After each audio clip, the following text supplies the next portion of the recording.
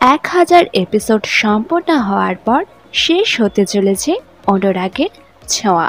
বর্তমানে বেশ জমজমাট পর্ব চলছে অনুরাগের ছোঁয়া ধারাবাহিকে।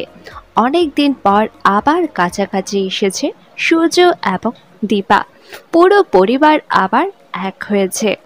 এরই মধ্যে দেখতে দেখতে 3 বছর পার করে ফেলেছে ধারাবাহিক।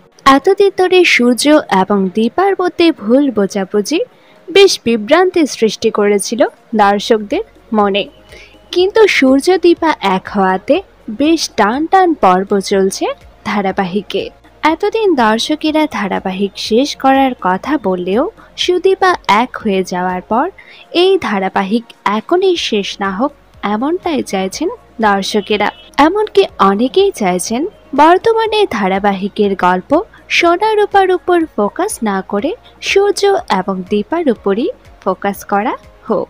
কে আপন কে পর ধারাবাহিকের মতো এই ধারাবাহিকেও সূর্য দীপার নতুন বেবি ট্র্যাক আনা হোক এবং ইমোশনাল পর্ব দিয়েই 1000 এপিসোড হওয়ার পরে শেষ করা হোক ধারাবাহিক। তবে আপনারা কারা কারা চান 1000 এপিসোডের পর ধারাবাহিক শেষ না হয়ে আরও চমক আনা হোক তা নিচে অবশ্যই কমেন্ট করে জানান।